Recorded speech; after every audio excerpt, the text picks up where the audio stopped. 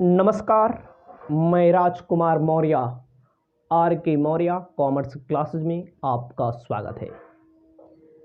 इस वीडियो के माध्यम से, इस क्लास के माध्यम से शुरुआत कर रहे हैं दोहरा खाता प्रणाली विद्युत पूर्ति सहित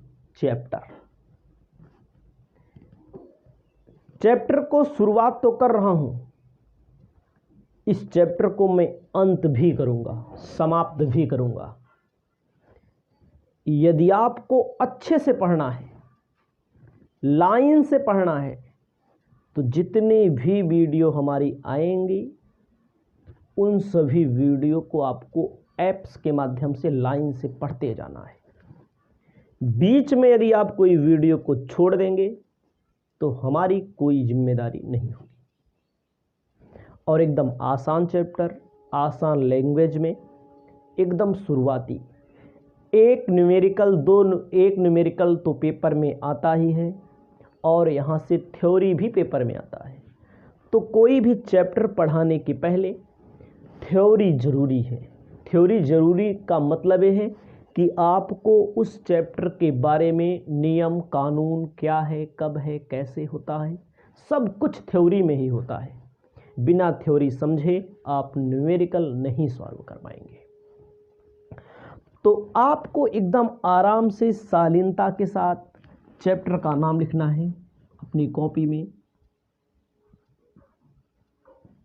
दोहरा खाता प्रणाली, चैप्टर का नाम है दोहरा खाता प्रणाली। आपको लिखना है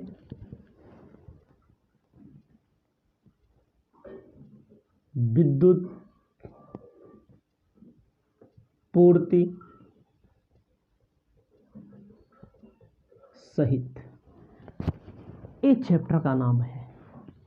प्यारा सा चैप्टर है, ध्यान देनेगा। इसके बारे में किताब में सब कुछ दिया है। इसी किताब के माध्यम से आपको मेन टॉपिक में बताऊंगा, जिसको आपको याद करना है, जो आपको याद हो जाएगा। वैसे भी अगर आप सुन लेंगे ध्यान से तो आपको याद हो जाएगा। कहा गया है ऐसी संस्थाएं जो सार्वजनिक उपयोगिता वाले कार्य करती हैं, सार्वजनिक संस्थाएं कहलाती हैं। सार्वजनिक उपयोगिता का मतलब होता है जहां से सबका हला भला हो, जिसको सब लोग यूज करें, जिसको सब लोग प्रयोग करें। कहता है ऐसी संस्थाएं जो सार्वजनिक उपयोगिता वाले होती हैं, कार्य करते हैं, सार्वजनिक संस्थाएं कहा जाता है। सार्वजनिक हित का यह आशय है कि आम जनता के हित में कार्य करना। जैसे रेल की सेवाएं। रेल की सेवा क्या होती है? एक जगह से दूसरे जगह देश के अंदर देशवासियों को पहुंचाने का काम करती है। ठीक है।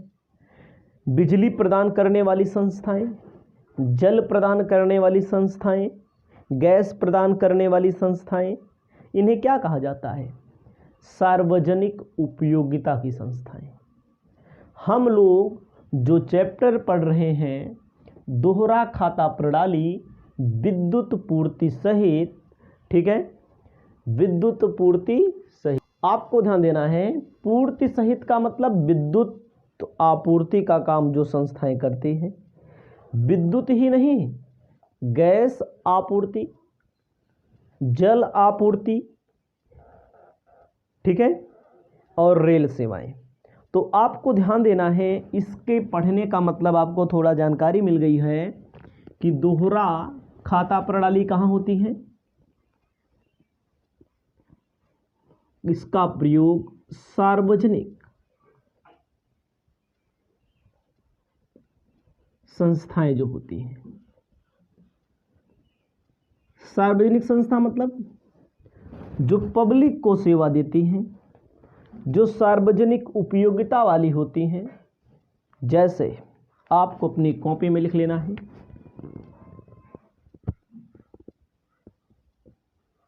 रेलवे की सेवाएं। दूसरा, बिजली प्रदान करने वाली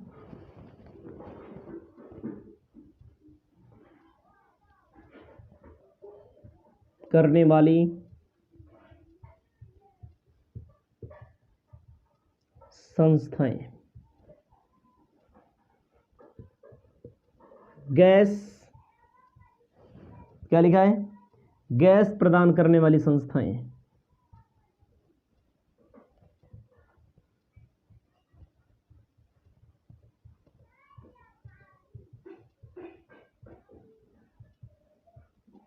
गैस प्रदान करने वाली संस्थाएं। उसके बाद है जल प्रदाय संस्थाएं।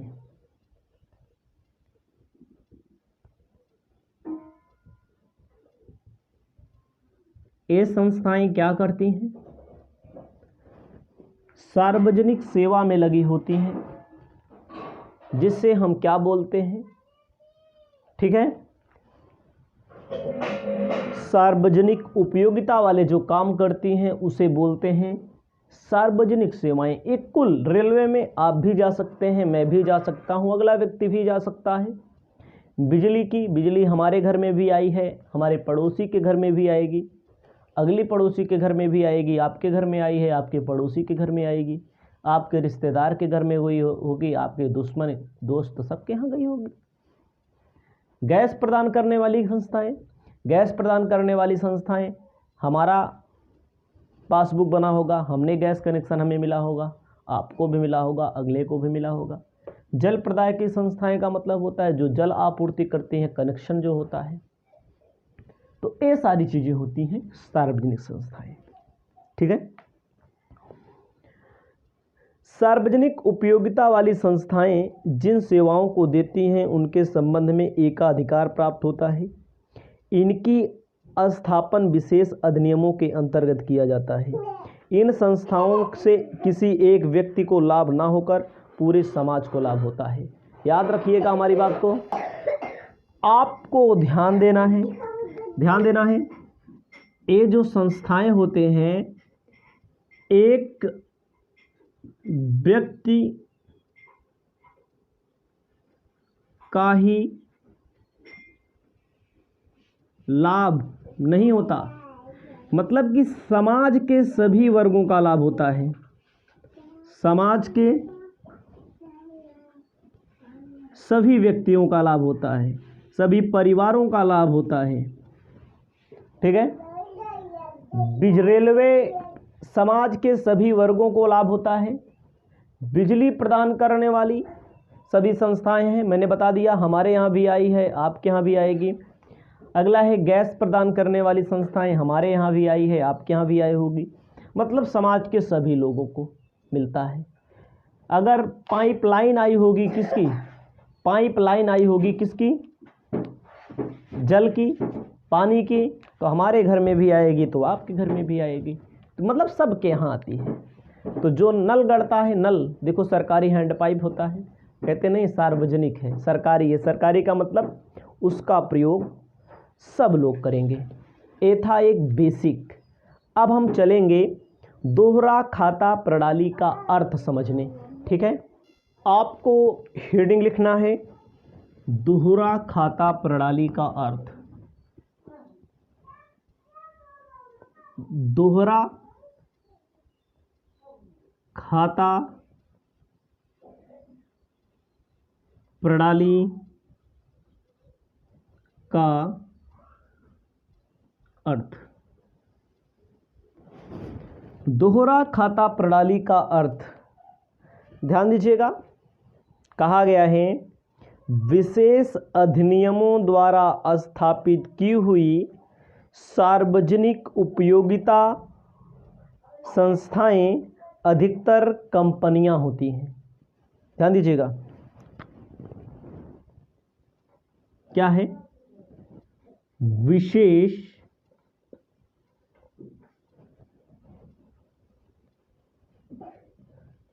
अधिनियम द्वारा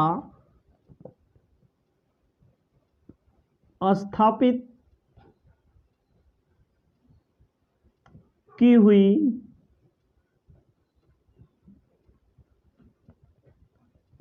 सार्वजनिक उपयोगिता सार्वजनिक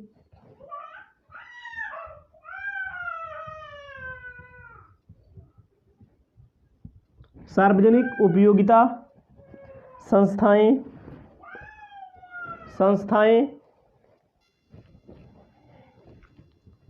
उपयोगिता संस्थाएं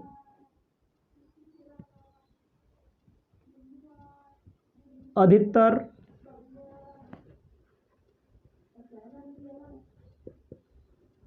कंपनियां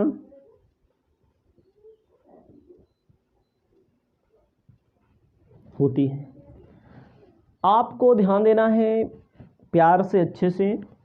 विशेष अधिनियम द्वारा स्थापित, विशेष अधिनियम का मतलब होता है कैबिनेट के प्रस्ताव के द्वारा एक जब एक्ट बनाया जाता है, जैसे लोकसभा में जो सांसद होते हैं वो प्रस्ताव रखते हैं, सब मिल करके कैबिनेट द्वारा प्रस्ताव रखा जाता है और उसको पारित करके कंपनी की स्थापना की जाती है।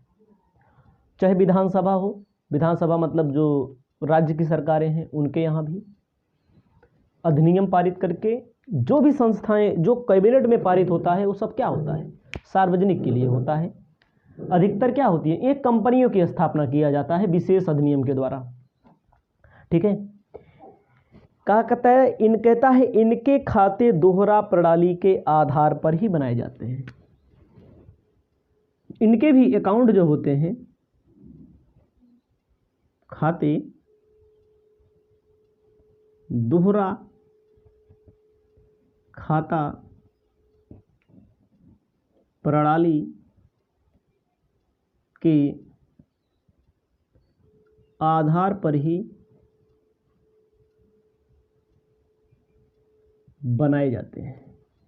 इनके भी जो अकाउंट होते हैं डबल एंट्री सिस्टम के आधार पर बनाए जाते हैं, डबल अकाउंट सिस्टम के आधार पर ही बनाए जाते हैं। ठीक है, परंतु इनके वार्षिक खाते बनाने के लिए विशेष प्रणाली अपनाई जाती है। याद रखिएगा सारी चीजें।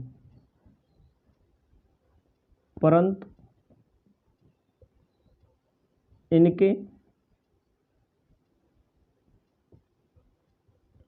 खाते बनाए जाने के लिए विशेष प्रणाली अपनाई जाती है।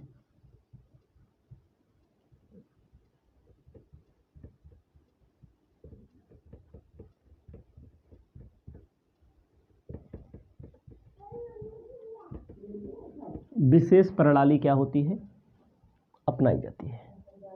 ठीक है, याद रखिएगा विशेष प्रणाली अपनाई जाती है जिसे दोहरा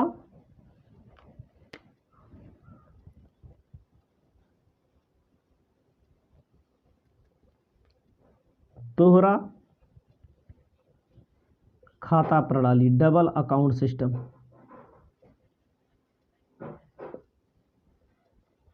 कहते हैं। ध्यान दीजिएगा, विशेष अधिनियम द्वारा जो बड़ी बड़ी कंपनियां स्थापित होती हैं वहां पर कौन सी प्रणाली अपनाई जाती है, दोहरा खाता प्रणाली अपनाई जाती है। इसको आपको याद रखना बहुत ज़रूरी है। यह प्रणाली सबसे पहले इंग्लैंड में शुरू हुई। ध्यान दीजिएगा, यह प्रणाली सबसे पहले कहाँ शुरू हुई, इंग्लैंड में शुरू हुई। तो कोई बात नहीं है, जो जो मिलेगा वो बताया जाएगा। सबसे पहले आपको इसकी विशेषता के बारे में समझ लेना है। विशेषता समझ लिया मतलब इसके अंदर घुस गए। विशेषता का मतलब इसके अंदर घुस जाना होता है। सबसे पहला होता है विशेषताएं, लिखिए।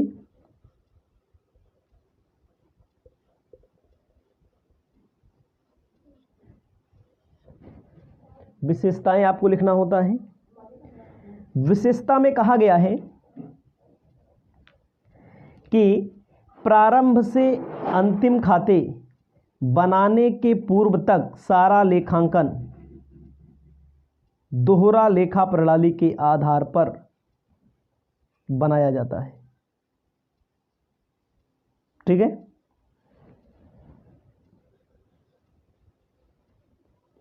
प्रारंभ से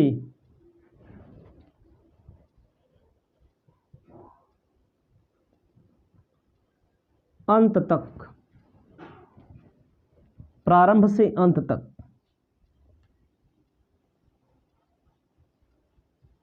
दोहरा खाता प्रणाली, प्रारंभ से अंत तक दोहरा खाता प्रणाली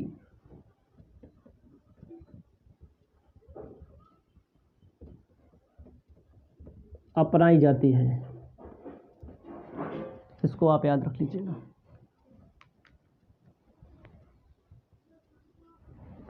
दूसरा नंबर आपको ध्यान देना है, लाभ हानि खाते के स्थान पर, जैसे हम लोग और जगह प्रॉफिट लॉस अकाउंट बनाते हैं, लाभ हानि खाते के स्थान पर revenue account, revenue account, revenue का मतलब होता है आगम खाता।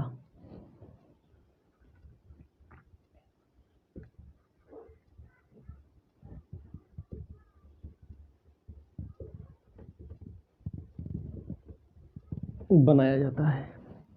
लाभ हानि खाते के आधार के स्थान पर रेवेन्यू अकाउंट आगम खाता बनाया जाता है। तीसरा नंबर लिखिए, लाभ हानि समायोजन खाते के स्थान पर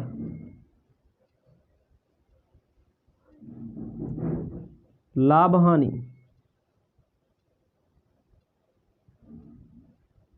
समायोजन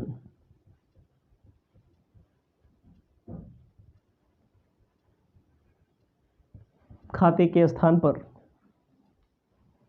शुद्ध रेवेन्यू खाता, नेट अकाउंट बनाया जाता है। शुद्ध रेवेन्यू का मतलब होता है शुद्ध आगम खाता बनाया जाता है। यार इसको सारी चीजें स्टेप बाय स्टेप आपको याद हो जाएंगे, इसमें ज्यादा कुछ दिक्कत नहीं है, एकदम आराम से बता रहे हैं। चौथा नंबर कहता है, ऋण पत्रों और ऋणों पर ब्याज लाभ हानि खाते के में ना दिखाकर शुद्ध रेवेन्यू खाते में दिखाया जाता है। इंटरेस्ट ऑन डिबेंचर, ऋण पत्रों पर ब्याज, एंड इंटरेस्ट ऑन लोन को कहां दिखाया जाएगा? रेवेन्यू अकाउंट में दिखाया जाएगा। पांचवा नंबर कहता है, चिट्ठे को दो भाग में बांटा जाता है। पहला भाग पूंजी खाता, दूसरा भाग सामान्य चिट्ठा।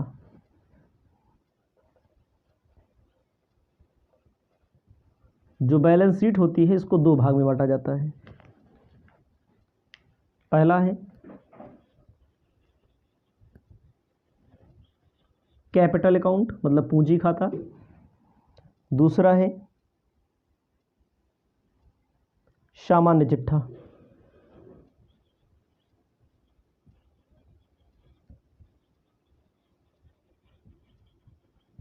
जर्नल बैलेंस शीट, सामान्य चिट्ठा। कैपिटल अकाउंट को पूंजी खाता कहते हैं, अगले को सामान्य चिट्ठा कहा जाएगा। छठा नंबर आपको देखना है, पूंजी खाते के बाईं ओर अस्थाई संपत्ति एवं अस्थाई व्ययों का लेखा होता है।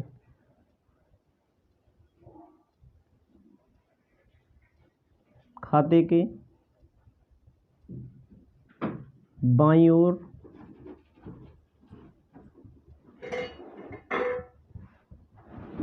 अस्थाई संपत्ति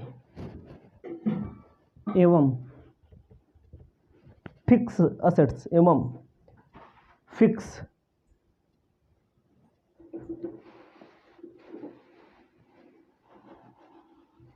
अस्थाई पूंजी व्यय का लेखा होता है।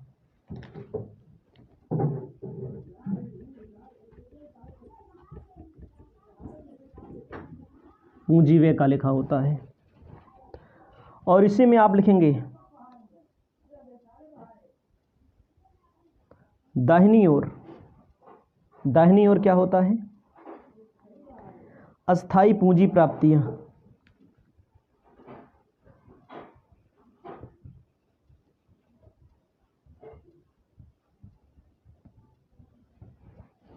तो ये सारी चीजें आप लिखिए। प्रारंभ से अंत तक दोहरा खाता प्रणाली अपनाई जाती है, कह सकते हैं जिस प्रकार अन्य कंपनियों में अपनाई जाती है वही सिस्टम लगेगा यहाँ पर। लाभ हानि खाते के स्थान पर रेवेन्यू यानी कि आगम खाता बनाया जाता है। लाभ हानि समायोजन खाते के स्थान पर नेट रेवेन्यू अकाउंट मतलब शुद्ध आगम खाता बनाया जाता है। उसके बाद interest on debenture and interest on loan को रेवेन्यू अकाउंट में दिखाया जाएगा। बैलेंस शीट में capital account journal balance sheet, दो बैलेंस शीट बनेगी, कैपिटल पूंजी खाता और जर्नल बैलेंस शीट। पूंजी खाते के बाईं ओर अस्थाई संपत्ति एवं अस्थाई पूंजी दिखाई जाती है, दाहिनी ओर अस्थाई पूंजी को अस्थाई प्राप्तियों को दिखाया जाता है। 6 नंबर तक लिख दिया मैंने, 7 है, 8 है और 9 है। ध्यान दीजिएगा 7th 8th और 9th। तो थोड़ा हम आगे बढ़ेंगे, इसको मिटा देते हैं, ऊपर वाला हिस्सा मिटा देते हैं, नहीं पूरा मिटा देते हैं, क्या दिक्कत है। आपको ध्यान देना है 7th नंबर लिखना है। विशेषता में अंशों पर कटौती व प्रीमियम। भाई अंशों पर कटौती डिस्काउंट भी होता है और प्रीमियम भी होता है, उसको कहाँ दिखाया जाएगा,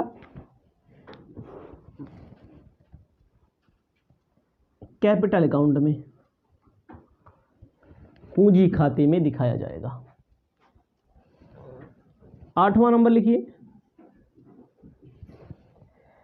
कहता है संपत्तियों में से हरास घटाना इस खाते में लिखी हुई संपत्तियों से नहीं। कह रहा है संपत्तियों में से हरास घटाना इस खाते में लिखी हुई संपत्तियों से नहीं किया जाता। संपत्तियों से हरास घटाना इस, ठीक है,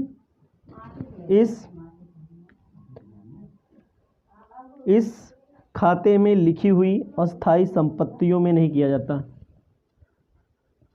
इस खाते में लिखी हुई संपत्तियों में नहीं किया जाता। कुल मिलाकर के हरास का घटाना इसमें नहीं शामिल किया जाता। उसके 9 नंबर में है संपत्तियों में हरास घटाना, हो गया। 9 नंबर है चिट्ठे का दूसरा भाग सामान्य चिट्ठा होता है। देखो सामान्य चिट्ठा, चिट्ठे का दूसरा भाग सामान्य चिट्ठा होता है। जो चिट्ठे का दूसरा भाग होता है वो सामान्य चिट्ठा होता है, ठीक है।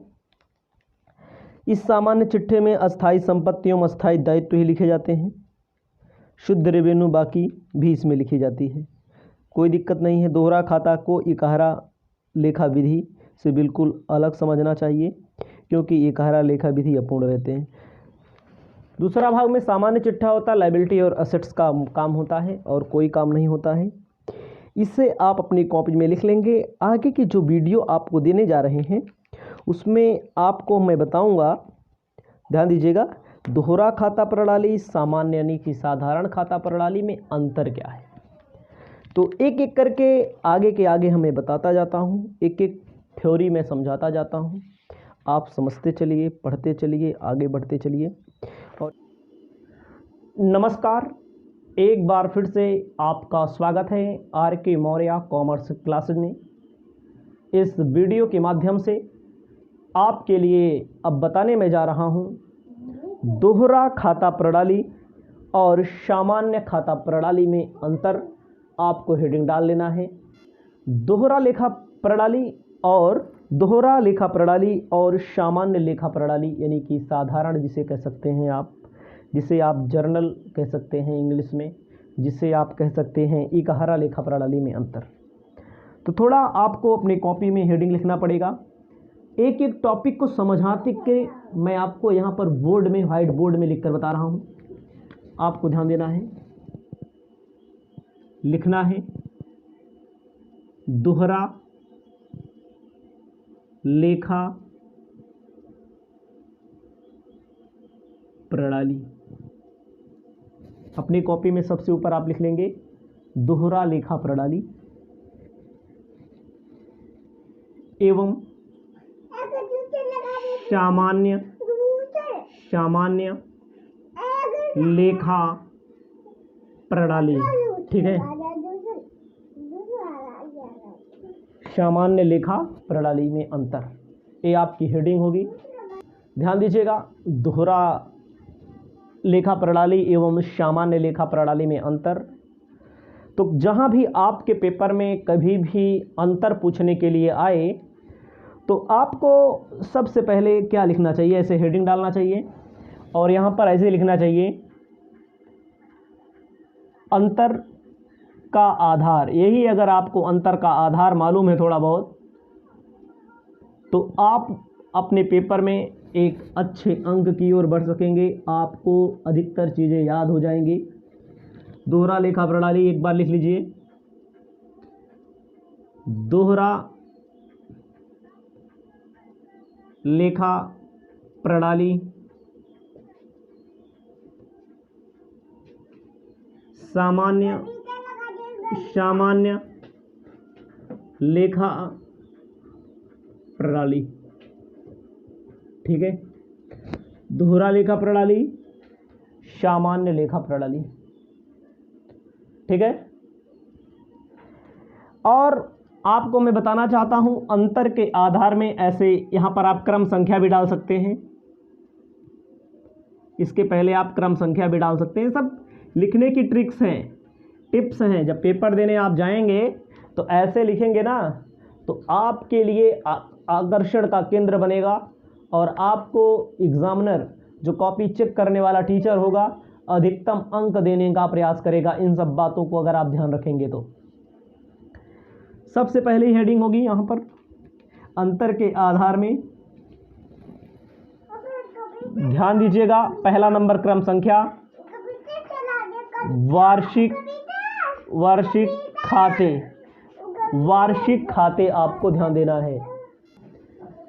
वार्षिक खाते जब मैंने हेडिंग डाला तो आपको ध्यान देना है वार्षिक खातों के अंतर्गत दोहरा लेखा प्रणाली में कौन कौन से खाते आते हैं और सामान्य लेखा प्रणाली में कौन कौन से खाते आते हैं। तो आपको ध्यान देना है इसके अंतर्गत दोहरा लेखा प्रणाली में कह रहा है रेवेन्यू अकाउंट, इंग्लिश में भले लिख रहे हैं, हिंदी में इंग्लिश में सब में समझना पड़ेगा आपको। रेवेन्यू अकाउंट को आगम खाता कहा जाता है। आगम का मतलब होता है जो कमाई होती है, रेवेन्यू अकाउंट बनता है यहाँ पर। मतलब किस में? दोहरा लेखा प्रणाली में। दूसरा होता है नेट रेवेन्यू अकाउंट बनता है।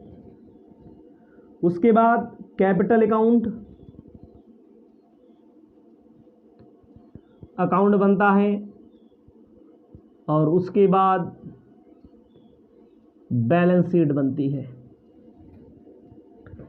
दोहरा लेखा प्रणाली में रेवेन्यू अकाउंट, आगम खाता, शुद्ध आगम खाता, कैपिटल अकाउंट और बैलेंस शीट बनती है। सामान्य लेखा प्रणाली में लाभ हानि खाता, लाभ विभाजन खाता और चिट्ठा खाता, प्रॉफिट एंड लॉस अकाउंट। उसके बाद लाभ विभाजन खाता, हिंदी में लिख देते हैं इसको, लाभ को जो बांटा जाता है, डिस्ट्रीब्यूशन, प्रॉफिट डिस्ट्रीब्यूशन खाता। उसके बाद चिट्ठा, बैलेंस शीट बनती है। याद रखिएगा मेरे भाइयों, मेरे दोस्तों, जो भी स्टूडेंट हमारी इस वीडियो को शालीनता के साथ देखेंगे, वार्षिक खातों में दोहरा लेखा प्रणाली के अंतर्गत revenue account, net revenue account, capital account, balance sheet बनती है। सामान्य लेखा प्रणाली में प्रॉफिट एंड लॉस अकाउंट, लाभ विभाजन खाता और बैलेंस शीट बनती है। हमारी इन बातों को अपनी कॉपी में लिख लीजिएगा। दूसरी हेडिंग होगी अस्थायी संपत्तियों व दायित्वों का लेखा। दूसरी हेडिंग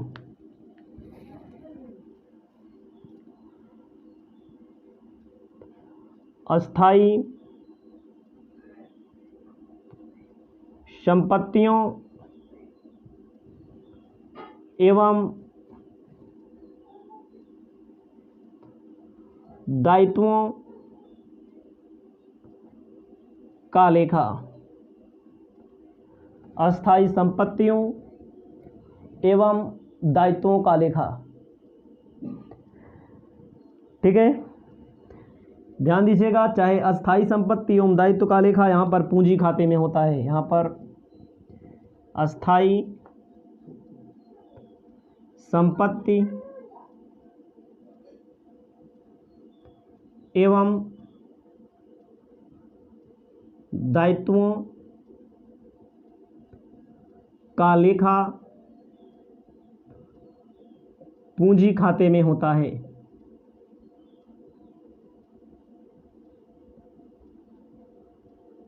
अस्थायी संपत्ति और अस्थायी दायित्व का लेखा कहाँ होता है? पूंजी खाते के अंतर्गत, कैपिटल अकाउंट के अंतर्गत होता है। उसके बाद हम आपको बताना चाहते हैं आगे, आपको इसी के आगे लिख देना है यहाँ पर अस्थायी संपत्ति एवं दायित्वों का लेखा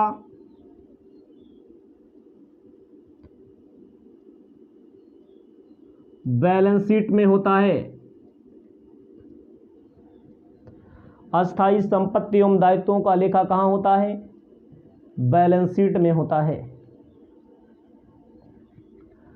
और आपको ध्यान देना है, तीसरा नंबर हराश। क्या हराश का मतलब? डिप्रिसिएशन। कहा गया है अस्थायी संपत्तियों को पूंजी खाते में लिखते समय हराश घटाकर नहीं दिखाया जाता। हराश की राशि को संचय खाते में क्रेडिट किया जाता है, रेवेन्यू खाते में डेबिट किया जाता है। ध्यान दीजिएगा, हराश को संचय खाते में क्रेडिट किया जाता है, रेवेन्यू अकाउंट में डेबिट किया जाता है, यानी कि हराश यहाँ पर नहीं दिखाया जाता है। दोहरा खाता प्रणाली जो बनेगी, दोहरा लेखा प्रणाली आपकी यहाँ पर, ठीक है, रेवेन्यू अकाउंट के डेबिट में दिखाया जाएगा और संचय खाते के क्रेडिट में दिखाया जाएगा। ठीक है, हराश संचय खाते की बाकी साधारण चिट्ठे में दिखाई जाएगी। चिट्ठे में कहाँ पर? दायित्व की ओर। हरात संचय खाते की बाकी,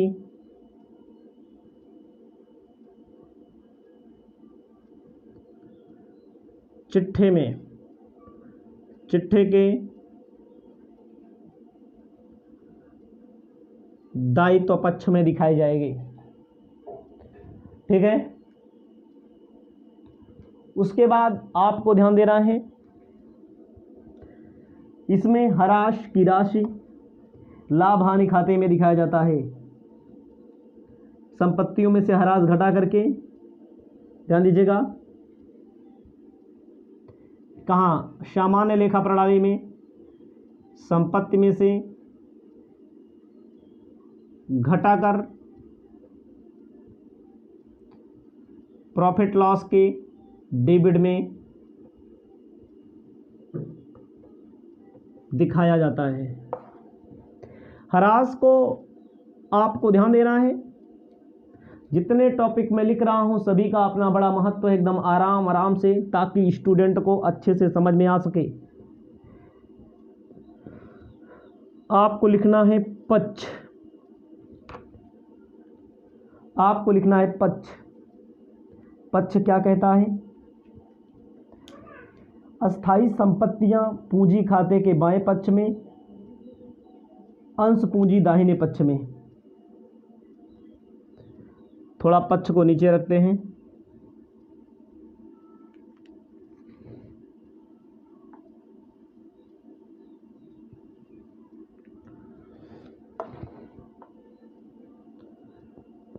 अस्थाई संपत्तियां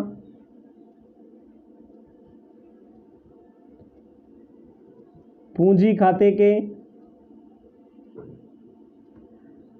अस्थाई संपत्तियां पूंजी खाते के बाएं पक्ष में,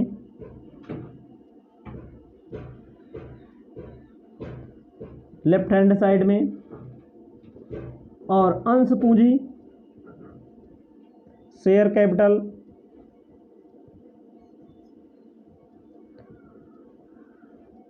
दाहिने पक्ष में। अस्थाई संपत्ति जब बनेगी पूंजी खाते के बाएं पक्ष में और अंश पूंजी दाहिने पक्ष में दिखाई जाएगी। और आगे चलते हैं, यहाँ पर सामान्य लेखा प्रणाली में अस्थाई संपत्ति दाहिनी ओर, पूंजी चिट्ठे के बाईं ओर। अस्थाई संपत्ति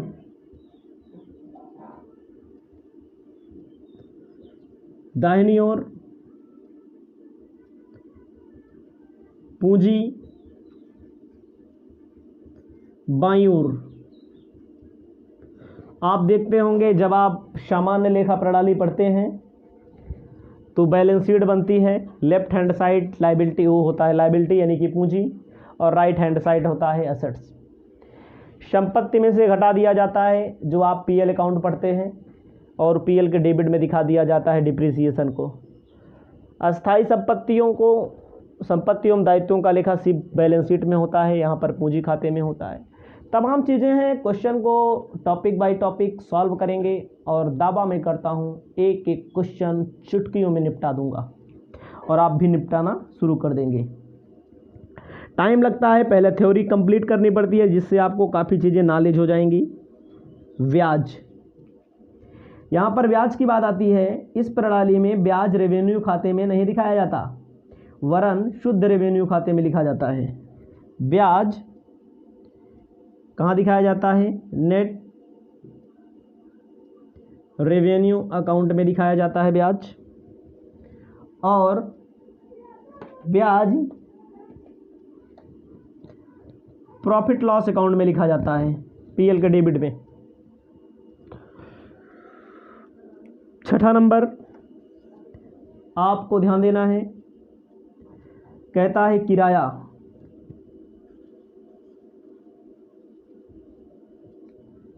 किराया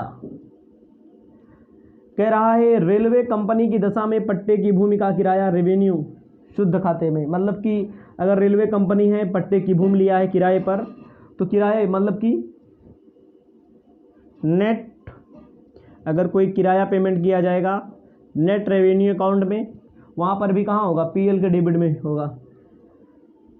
प्रॉफिट लॉस अकाउंट वगैरह आप नॉर्मल तौर पर पढ़े हैं, वो चीज़ यही आपको पढ़ना है। उसके बाद 7वां नंबर कहता है अनिवार्यता।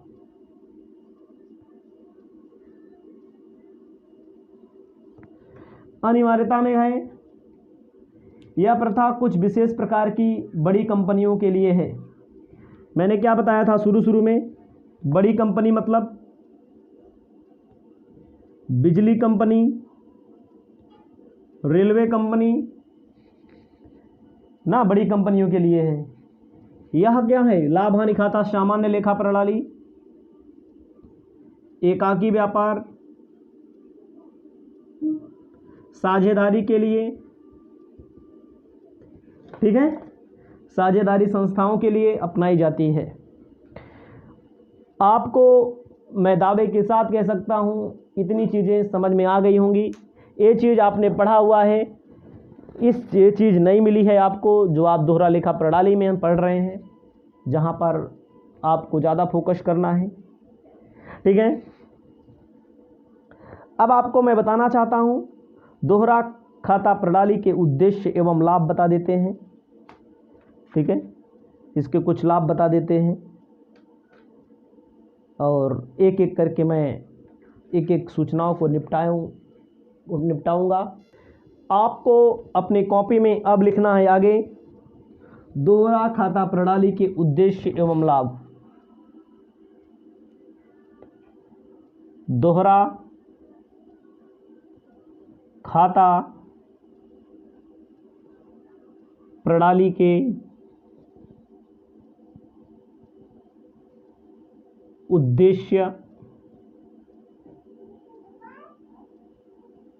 एवं लाभ। सबसे पहले है पूंजी प्राप्तियों एवं पूंजी व्ययों की बाकी का ज्ञान होना। पूंजी प्राप्तियों एवं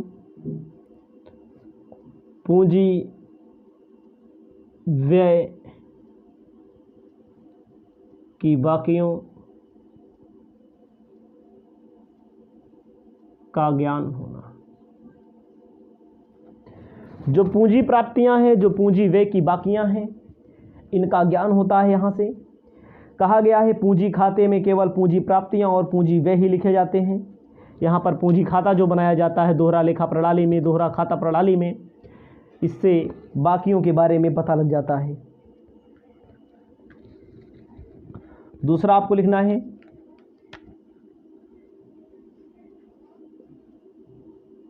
अस्थाई मतलब फिक्स प्राप्तियों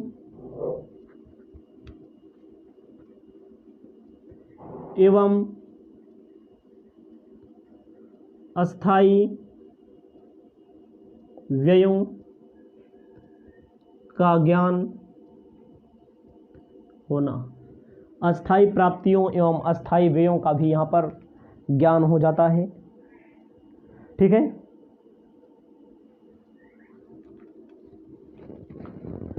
तीसरा नंबर गत वर्ष तक के एवं चालू वर्ष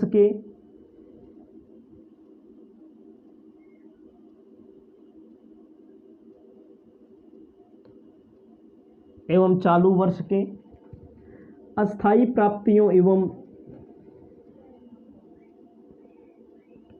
अस्थाई प्राप्तियों एवं वे अलग अलग प्रकट किए जाना।